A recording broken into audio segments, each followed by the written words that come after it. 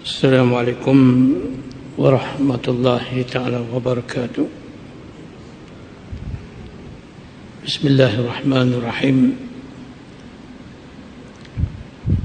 Innal hamdalillah wassalatu wassalamu ala rasulih wa ala ashabi ajmain, amma ba'd. InsyaAllah dalam kuliah kita pada malam ini selepas Ramadan, kita akan bincangkan hukum-hukum syariat. Yang pertama kita ambil yang berkaitan dengan kekeluargaan dalam Islam, yakni ambil petikan ayat-ayat Al-Quran yang Allah wahyukan kepada kita yang berkaitan dengan kekeluargaan.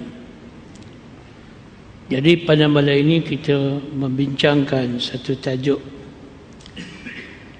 sedutan daripada surah Al-Mujadalah, iaitu tajuknya berkaitan seorang suami menserupakan isterinya dengan ibunya. Maksudnya suami menyatakan kepada isterinya, wajah kamu macam mak aku, ataupun bentuk badan kamu macam mak aku. Walaupun ungkapan itu memang kadang-kadang kita hanya senda gurau, ataupun kata orang Kedah nak bodek, nak ambil hati isteri supaya isteri ni rasa senyum. Bila dia kata muka kau macam mak aku, satu pujian, maka isterinya akan jawab, ya ke bang? Kita kata iyalah.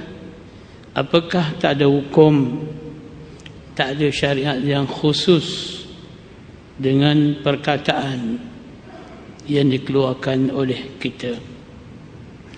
Maka peristiwa ini mengikut adat seorang jahiliyah. Bila suami menyatakan pada isteri, muka kamu atau wajah kamu atau bentuk badan kamu seumpama ibu aku, maka di segi hukum masyarakat ketika itu bermaksud perceraian. Kalau kata macam tu, maksudnya bercerai. Maka dalam Islam macam mana? Maka berlakulah satu peristiwa dalam Islam. Seorang perempuan yang bernama Khawlah binti Sa'labah, yang sudah usianya sudah tua dan suaminya pun sudah tua. Maka suami dia melafazkan perkataan itu kepada dia, dan dia mengadu kepada Rasulullah SAW. Bila dia mengadu kepada Rasulullah SAW, bermakna dia bertanya Nabi, apakah hukumnya? Apakah nak pegang dengan amalan-amalan jahiliah, atau ada hukum baru yang berkaitan dengan perkara tersebut?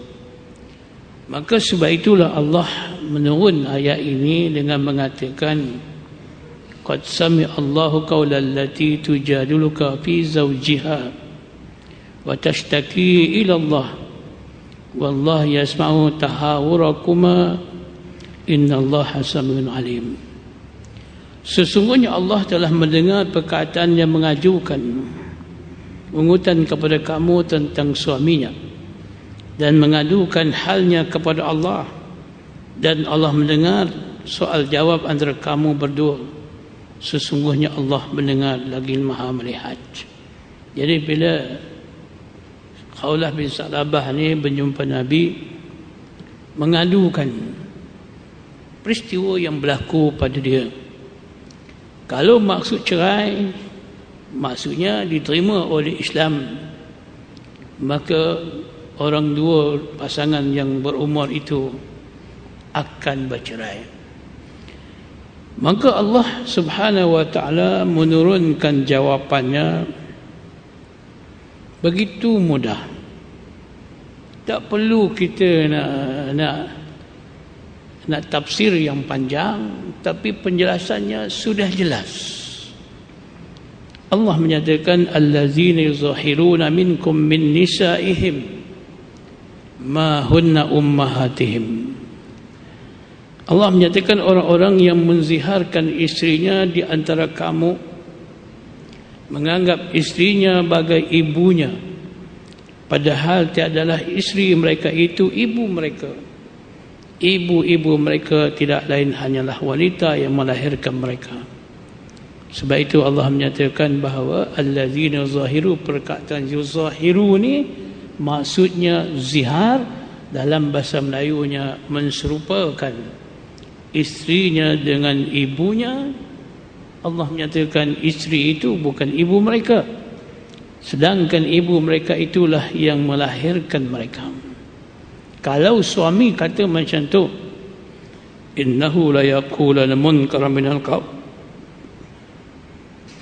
sesungguhnya mereka sanggup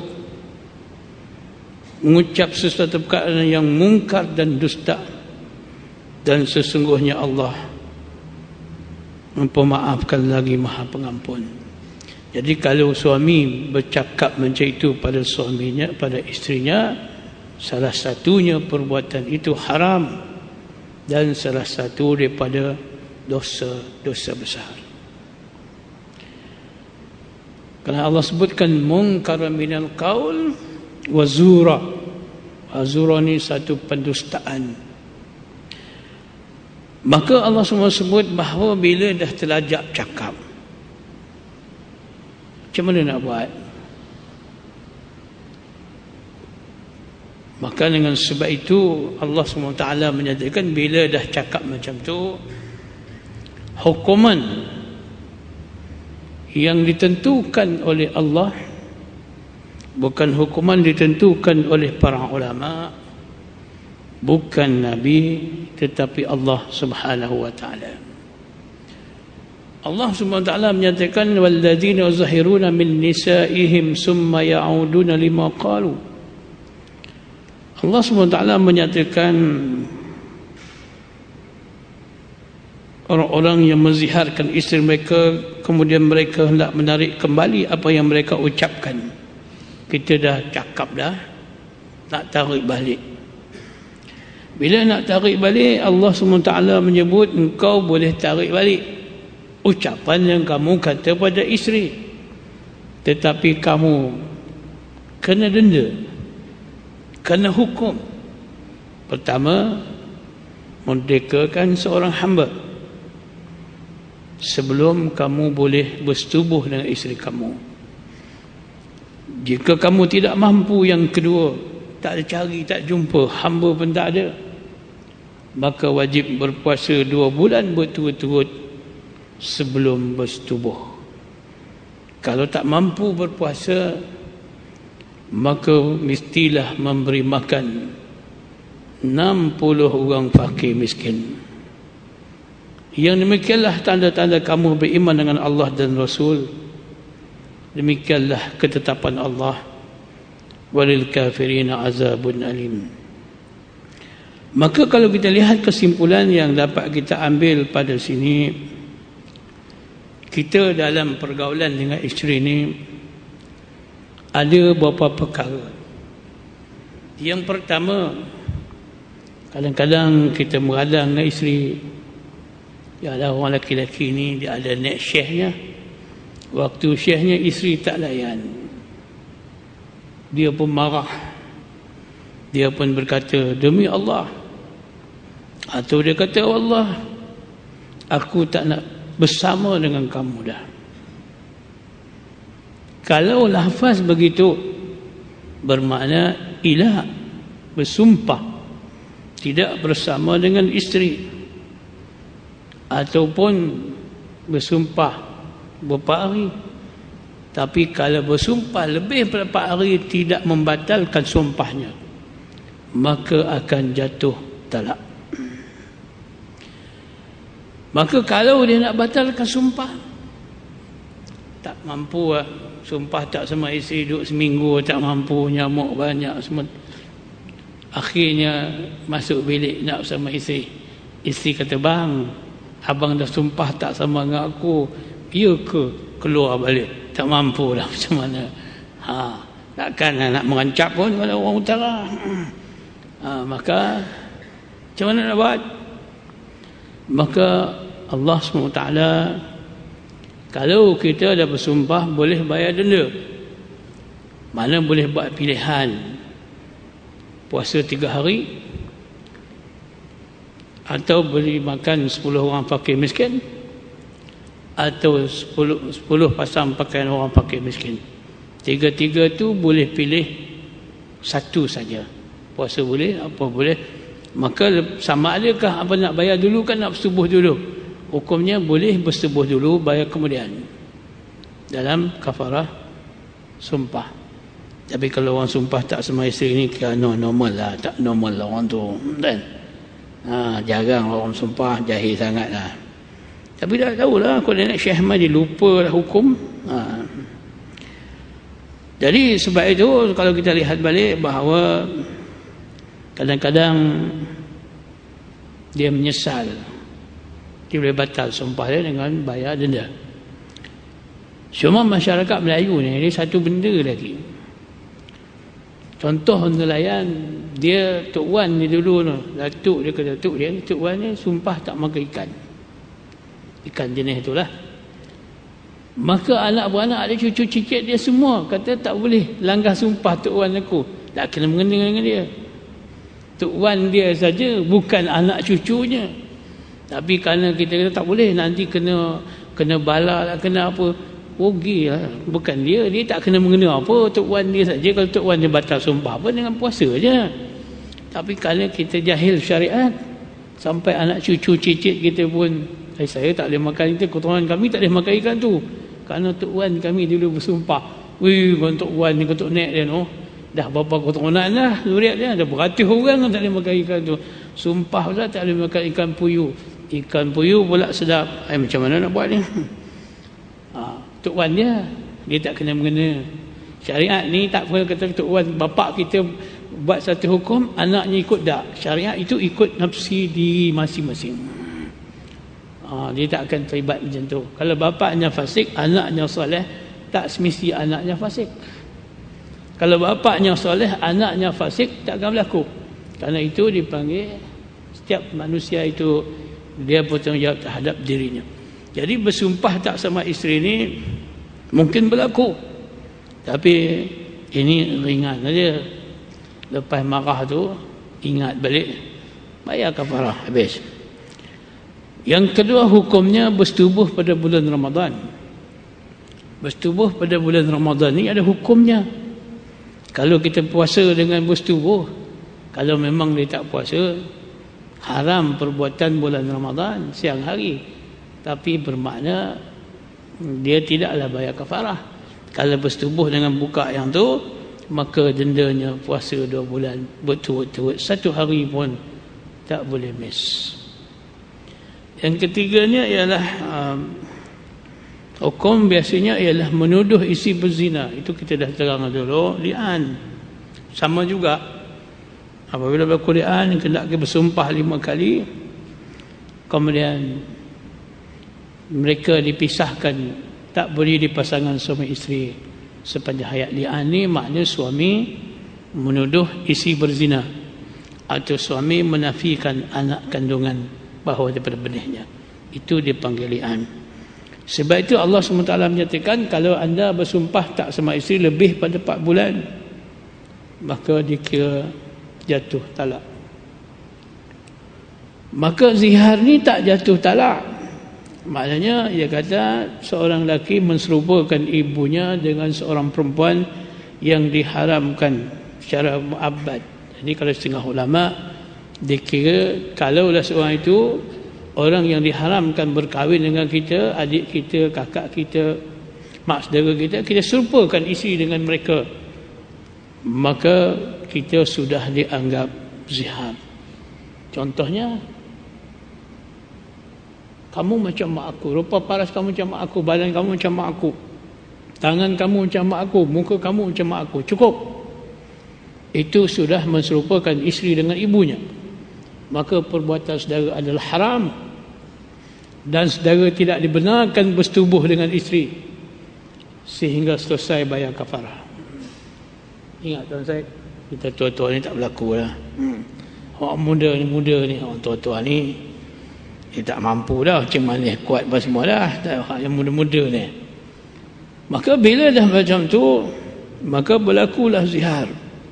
Yang kena denda suami, bukan isteri. Jadi kalaulah bahawa sebab itu bila kita dah zihar, kita tak subuh, selesailah, tak ada masalah. Sampai lebih masa dia berlakulah perceraian. Tapi kalau kita nak ulang balik, menyesal. Kita nak subuh isteri, denda kena bayar dulu. Dendanya ialah bahawa wajib seorang itu membayar denda dulu. Bayar denda ni macam mana? Mana yang pertama, merdekakan hamba. Hamba tak ada, puasa 2 bulan berturut-turut, tidak boleh miss walaupun 1 hari. Lepas puasa 2 bulan turut tu, bayar kafarah. Kafarah kita, denda kita dah bayar, baru boleh bersama dengan isteri. Kalau puasa tak mampu, dah tua dah ni, tua-tua pun kadang-kadang miang juga mulutnya, tak mampu dah puasa, maka boleh bagi makan orang fakir miskin selama 60 hari setiap orang, setengah gantang lah, mudahnya ceritanya. Tapi tak boleh pilih. Dia mesti rintitan pertama merdekakan hamba. Tak ada, mesti puasa. Tak mampu puasa, baru boleh pilih hukuman yang ketiga. Jadi bila zihar ni bermakna ada 4 bentuk. Yang pertama suami, yang kedua isteri. Suami mensamakan isteri dengan ibu. Kalau suami mensamakan orang lain bukan isteri dia, tak ada masalah. Mensama dengan ibu. Yang kedua lafaz. Bukan isteri, bukan isteri kata muka kau macam bapak aku, tak. Dia hanya suami saja yang mengatakan kepada isterinya. Bila suami kata pada isteri, itu menunjukkan zihar. Kenapa Islam mengharamkan demikian? Tuan-tuan fikir kalau tuan-tuan serupakan isteri tuan-tuan dengan ibu, tiba-tiba tuan-tuan bersetubuh dengan isteri saudara, seolah-olah macam bersetubuh dengan ibu. Itu sebagai satu penghormatan Islam kepada seorang ibu. Itu penghormatan. Kalau kewajipan kita, wajib kita tak boleh cakap kasar, mesti bercakap dengan bahasa yang baik. Sebab itulah Islam ni memelihara keagungan ibu, sehingga nak serupa isteri dengan ibu pun satu perkara yang mungkar dalam Islam dan diharamkan oleh Allah Subhanahu wa taala. Yang ketiga, orang yang kita serupa. Kalau ikut setengah ulama, kullu man yahrum wata'ahu. Kalau ikut pada ulama, semua mereka diharam kita bersetubuh dengannya. Cuba bilang, mak saudara sebelah mak saudara sebelah bapa, adik-beradik kita, anak saudara kita, berapa puluh orang, tak boleh kita serupakan mereka dengan isteri kita dengan mereka. Tapi ada pandangan menyatakan ia hanya dengan ibu saja. Bila dengan ibu ni, selain bila itu makna bukan zihar. Tentu tuan-tuan nak pegang hak maknya, takkan nak pegang semua. Tapi zihar ni adalah bentuk badan, rupa paras. Tapi kalau perbuatan, tak ada masalah, tak nama zihar. Kita kata kau ni bising macam mak aku, ya pun semua tak kena, tak kena, tak apa. Engkau masak sedap macam mak aku masak, okey, tak nama zihar. Makna zihar ni pada tubuh badan, rupa paras. Tapi pada perbuatan tak dikata zihar. Apabila ada 4 perkara ni, orang ni menserupakan isterinya dengan ibunya dan lafaz. Lafaz ni ada orang cakap direct, ada orang duk pejabat tak tahu apa nak WhatsApp, tak nak fikir apa, dia pun terlintas fikir WhatsApp. Yang muka kau macam mak aku ya. Isteri pun jawab, ya ke bang? Tu panjang bang. Kita jawab pula, you. Balik malam tu, minta maaf bang. Balik malam tu, very sorry, no, tak boleh lagi bersama dengan isteri dah. Kerana isteri mendapat pengetahuan. Pengetahuan tu makna maklumat sampai kepada isteri. Masya Allah. WhatsApp ni penting juga, tapi kadang-kadang WhatsApp juga. Saya ada WhatsApp tuan-tuan, banyak grup juga, tapi saya baca, tapi saya tak balas WhatsApp. Saya baca WhatsApp. Masjid ni pun ada WhatsApp juga kan, ada WhatsApp, betul tak betul WhatsApp dia dapat berita WhatsApp. Jadi WhatsApp ni banyak juga sifat munafik. Andaian tamah menteri besar kena pecat ni, hampa WhatsApp tiap-tiap berapa minit WhatsApp. Tidak boleh WhatsApp. Siapa kali betul tak? Apa akan berlaku? Hampa bukan pemimpin, hampa tahu apa. Apa bukan pemimpin yang bincang pasal itu, bukan Dewan Harian, bukan pemimpin. Hampa WhatsApp macam-macam. Saya yang pemimpin PAS pun tak WhatsApp motor tu, tak malu ke hampa? Jadi kalau itu bahawa itu WhatsApp. Jadi apabila sebab itu dia dengan segera katakan ataupun dengan bergantung. Kalau masuk bulan Ramadannya, muka engkau macam mak aku, wajah mak, jadi jarang orang buat lah. Ini perkara yang takkan berlaku. Yang berlaku ni direct, bukan direct bahawa kamu ni muka kamu macam mak aku. Apa kesan daripada zihar? Selepas daripada orang tu menserupakan isteri dengan ibu, apa kesan dia? Kesan yang pertama, hurmah wad'uz zawjah hatta yukaffir kafara zihar. Yang pertama, diharamkan ia bersetubuh dengan isterinya sehingga dia bayar kafarah zihar. Haram kalau bersetubuh sebelum bayar. Bukan setakat bersetubuh, wa kadzalika yahrum alaihim masis wa takbir. Apa nak sebut, minta maaf muslimat. Diharamkan ke atas suami itu cium isteri, pegang-pegang isteri pun tak boleh, beri belah kasih pun tak boleh. Oh, tak boleh apalah, kena duduk luar hampa. Kalau boleh tidur sebilik tu boleh tahan juga, boleh melawak, tak boleh langsung.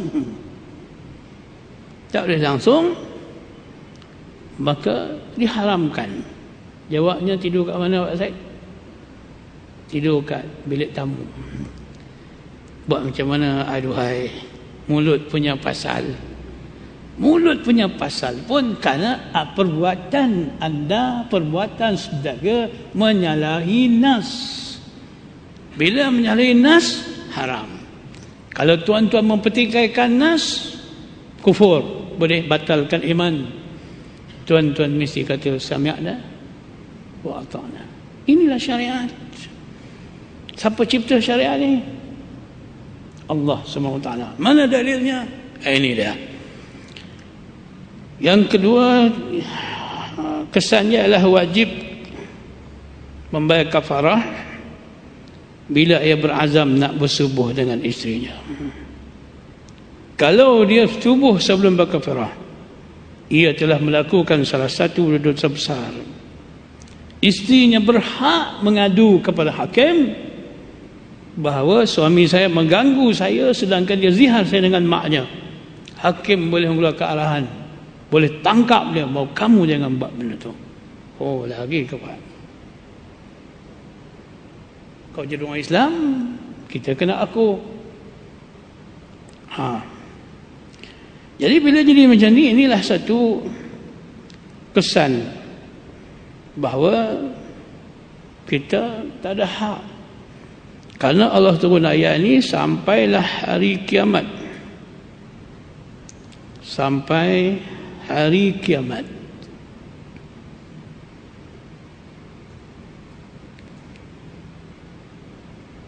Tapi kalau kita kata kepada isteri kita pada satu tempat, walaupun banyak kali lah, maka sekali kafarah. Tapi kalau kita berulang cakap ni dah seminggu, minggu depan bercakap, bulan depan bercakap, tiap-tiap yang bercakap tu kena bayar kafarah. Kalau 5 kali 5 bulan bercakap, kena puasa berapa bulan tu? 10 bulan. Mampu hampa. Maknanya inilah yang dikatakan syariat dalam Islam ni. Maka sebab itu dia kata la yajuzu li ahadin ay yahrum ma'allahu nafsih.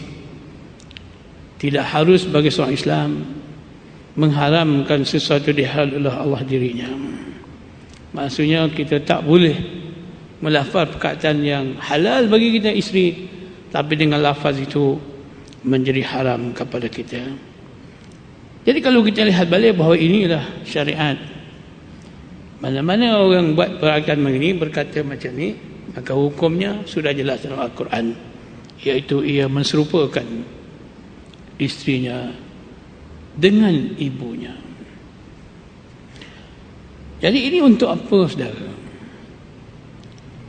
Inilah salah satu daripada kerukunan rumah tangga, mendisiplinkan kita sebagai suami untuk mengharmonikan rumah tangga kita sampai nak serupakan isteri dengan ibu pun ada hukumnya. Maka hukumnya, orang tanya kita dalam surah apa? Manalah tahu berlaku pada bisan kita, birah kita, anak menantu kita. Dalam surah Al-Mujadalah, bermula pada awal ayat dan menjelaskan hukumnya, maka itulah syariat Allah Subhanahu wa taala. Hari ini orang memang tidak peduli sebab dia rasa tak ada akta. Kalau berkhulwat orang tahu kata haram sebab ada akta. Tapi bila sebut tasbih ni tak ada akta, macam ke dalam agama? Tak ada, aku cari tak jumpa pun. Ajaran sesat ada akta. Yang ini pun aktanya sudah terjelas dalam Al-Quran. Jelas. Tak boleh kita nak pindah. Kerana itu mutlak yang ditentukan oleh Allah. Sebab itu dia kata, syara'allahu nikah liiqamatil hayatil zawjiyah al-mustaqarrah. Allah mensyariatkan berkahwin ini kerana nak membentuk kehidupan yang berkekalan atas dasar kasih sayang di antara suami isteri. Masya Allah. Kalau kita lihat pada hari ini, tuan-tuan, kalaulah berlaku macam ni, dah 30 tahun dah, aku masa muda-muda dulu pernah juga, walaupun 20 tahun berlalu, hukum itu tetap tidak akan dilunaskan oleh Allah. Walaupun kita tak sedar masa muda dulu kita pernah menziarahkan isteri, tapi sampai umur tua pun hukum itu kekal, akan dituntut oleh Allah di hari kiamat nanti. Tak bolehkah cari jalan lain, Ustaz? Boleh cari jalan yang boleh mengharuskan saya lepas dosa saya. Kalau boleh saya nak sumbang kat Ustaz. Kalau tak, kalau Ustaz tu buatnya tu haram sekali dengan Ustaz tu. Tak ada hak. Tak ada hak sebab apa, saudara? Syariat. Syariat tu siapa cipta? Allah Subhanahu wa taala. Untuk siapa? Untuk pasangan suami isteri. Ustaz tak termasuk dalam tu. Kesian kat orang buat macam tu, no. Nak puasa dah tak larat. Macam mana? Kena jumpa doktor dulu. Doktor kata awak tadi puasa 2 bulan, puasa 2 bulan masuk hospital, barulah boleh dengan bagi orang miskin. Tapi doktor kata no problem, you boleh puasa. Mampus kita. Maka dengan sebab itu, bahawa bila berlaku macam ni, Allah SWT sebut dengan jelas ayatnya. Inilah syariat, saudara. Bila kita faham ayat berkaitan syariat ni, bagaimana syariat ni dikenal pada orang hidup, dia tidak dituju pada orang dalam kubur. Tuan-tuan kena faham, orang dalam kubur bila dia mati, atau kita bila mati, maka syariat sudah tidak diwajibkan kepada kita. Sembahyang pun tak payah, puasa pun tak payah, apa pun tak payah. Cuma harap orang buat kebajikan untuk kita saja. Sebab itulah tuan-tuan faham apa kebajikan nak buat pada mak bapak aku ni. Ambil jalan mudah, nak baca Quran tak pandai, nak sedekah harta sayang, tahlil. Panggil orang pergi tahlil, jamu sekali, setahun sekali. Yang bapak kita duduk kubur berapa ratus hari setahun, kita buat tahlil satu hari, alah macam orang ziarah sekali setahun. Maka orang yang mati mengharapkan kebajikan dia buat orang hidup untuk sebagai melapangkan ia di alam barzah. Itu saja, saudara. Baca Quran hadiah, sedekahkan harta dia kepada fuqara dan orang miskin, maka itulah jalan. Maka dengan sebab itu, apa yang disebut tadi bahawa sebagai satu tanggungjawab kita pada hari ini, bagaimana hari ini ramai orang Islam tak faham. Dia anggap benda itu remeh, kecil aja. Aku saja bercakap mengenai hukum kan? Bukan soal hukum, soal ketetapan syariat Allah SWT. Kamu kata macam ni, macam ni. Boleh kita komplain? Boleh. Kalau nak komplain, WhatsApp dengan Allah, WhatsApp. Mana boleh WhatsApp? SMS pun tak boleh. Tunggulah hari masuk kubur. Bohong tahu berat ke, tersiksa ke sebagainya. Maka dengan sebab itulah, kalau berlaku pada kita, berlaku keluarga kita, sudah pasti kita boleh memberi jawapan. Boleh ke tak boleh? Faham ke tak faham? Tak faham lah? Tak faham tak nampak, lebih boleh jelas ni. Tak. Ini baru satu. Tajuk malam ni khalasahnya, apa hukum orang yang menserupakan isteri dengan ibu? Hukumnya haram. Apabila dia nak bersetubuh dengan isteri, apa yang dia perlu selesaikan dulu? Yang pertama, membayar kafarah, denda yang ditentukan oleh Allah, seperti mana disebut oleh Allah dalam Al-Quran. Denda yang pertama, bebaskan seorang hamba. Yang kedua, puasa 2 bulan berturut-turut. Kalau tak mampu puasa, yang ketiga, beri 60 orang fakir miskin makan. Kafarah ni mesti dia selesaikan dulu, baru dia boleh bersetubuh. Kalau dia bersetubuh sebelum menunaikan kafarah, maka perbuatan dia juga haram. Isteri boleh mengadu kepada hakim, minta hakim mengenakan hukuman pada suami, kerana suami melanggar hukum Allah Subhanahu wa taala. Masya-Allah. Ayatnya tak panjang, hukumnya pun tak panjang, cuma pelaksanaannya saja agak sukar juga bagi orang yang tidak beriman dan orang yang tidak yakin kepada hukum Allah SWT. Ini pun saudara, bukannya senang. Kalau saudara boleh baca dalam bahasa Inggeris, pakcik pandai Inggeris, saya boleh printkan terjemahan bahasa Arab ni ke bahasa Inggeris. Ada, tapi makalah ni dalam bahasa Arab diterjemahkan ke dalam bahasa Inggeris. Boleh saya printkan dan saya bagi, tak ada masalah. Free je, tak payah bayar.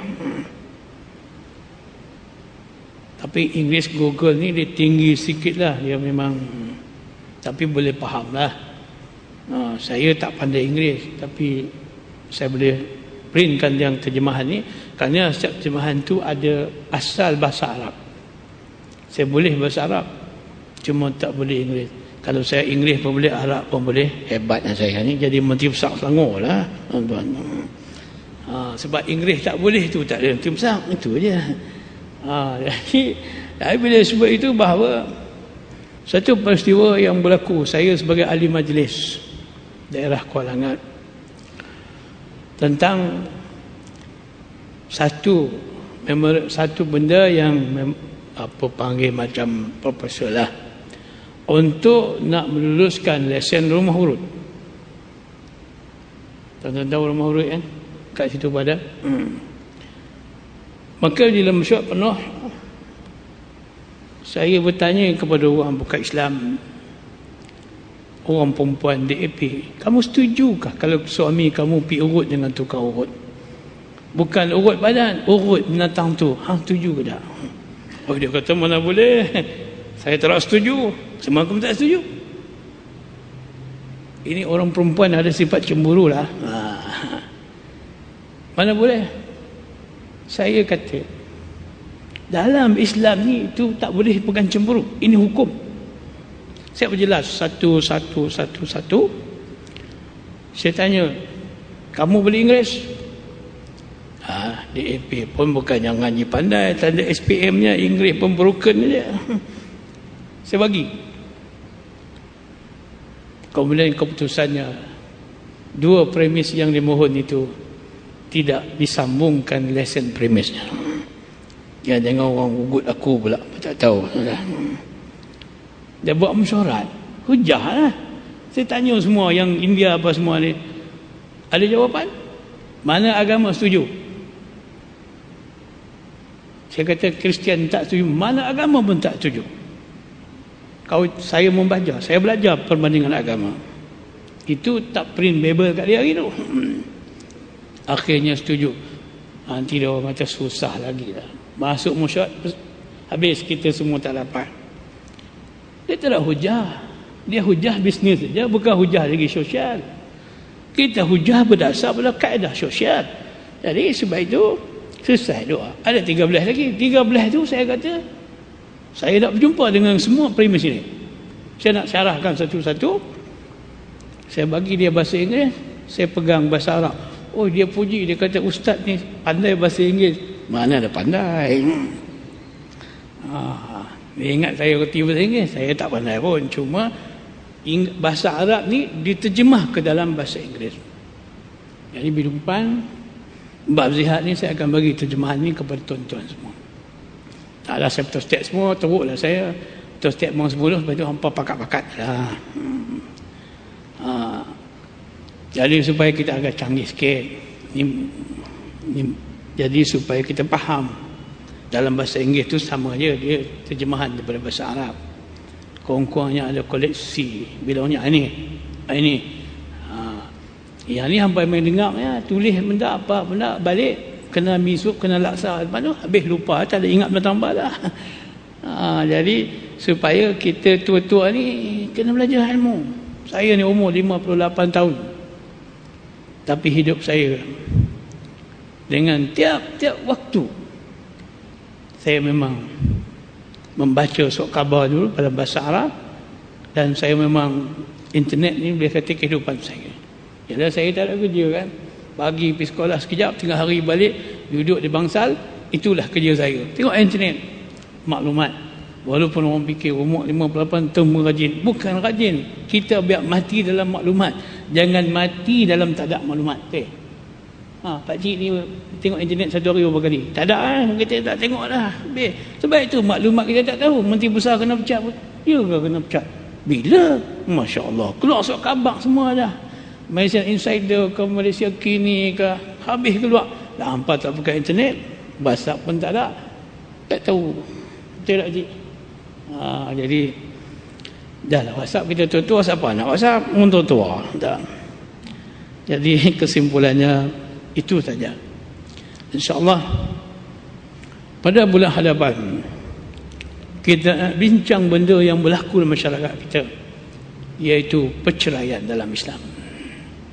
Tahu perceraian? Hamba tahu perceraian, tapi prinsip tu hamba tak tahu. InsyaAllah kita sambung pada hadapan. Dan saya mohonlah kalau tuan-tuan nak sumbangan kepada anak yatim dan para miskin di sekolah anak, insyaAllah supaya ini. Bismillahirrahmanirrahim. Alhamdulillah Allah manfatana wa liman fa'una wa zidna ilman nafi'an wa kharijna azaban nar ya arhamar rahimin. Walhamdulillah. Assalamualaikum warahmatullahi wabarakatuh.